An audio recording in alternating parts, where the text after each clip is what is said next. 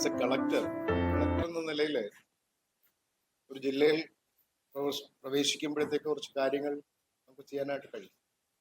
പ്രത്യേകിച്ച് കോട്ടയം പോലുള്ള ഒരു ജില്ല സാക്ഷരതയിലും മറ്റ് സാംസ്കാരിക നിലവാരത്തിലും ഉയർന്ന ഒരു തലത്തിലുള്ളതായതുകൊണ്ട് തന്നെ വളരെ കോപ്പറേറ്റീവായ ജനങ്ങളാണ്, ജനവിഭാഗമാണ് ഇവിടെ ഉള്ളതെന്ന് എനിക്ക് നേരത്തെ തന്നെ അറിയാം.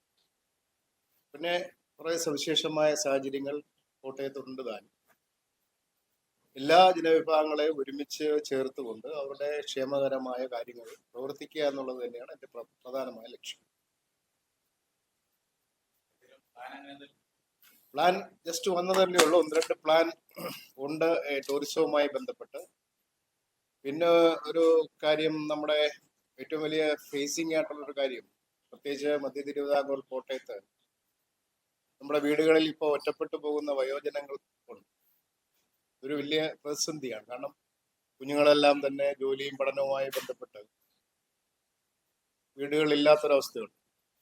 അപ്പം അവർക്കൊരു എന്റർടൈൻമെന്റ്, ഒരു പാലിയേറ്റീവ് റീഹാബിലിറ്റേഷൻ, ഇത് ചില സന്നദ്ധ സംഘടനകളുമായി ചേർന്ന് രൂപീകരിക്കണം എന്നൊരു മനസ്സിൽ എനിക്ക് ആഗ്രഹമുണ്ട്. അത് ഇവിടുത്തെ മാത്രം പ്രശ്നമല്ല, പക്ഷെ കോട്ടയത്ത് അതിൻ്റെ എണ്ണം കൂടുതലാണ്.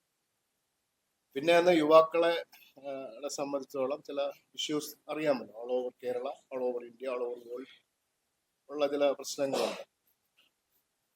അതും നന്നായിട്ട് എക്സൈസിന്റെയും പോലീസിന്റെയും ഒക്കെ സഹായത്തോടുകൂടെ അതിനെ ഒന്നും ശക്തമാക്കി മുമ്പോട്ട് കൊണ്ടുപോയി നമ്മുടെ യൂത്തിനെ ശക്തിപ്പെടുത്തുക എന്നുള്ളത് ആണ് ഞാൻ പ്രധാനമായും ഉദ്ദേശിക്കുന്നത്. അതോടൊപ്പം തന്നെ റുട്ടീനായ കാര്യങ്ങൾ, പിന്നെ ഗവൺമെന്റിന്റെ പ്ലാൻസ് ആൻഡ് പോളിസീസ് സമയബന്ധിതമായി നടപ്പാക്കുക എന്നുള്ളത് ഒരു പ്രധാനപ്പെട്ട സംഗതി.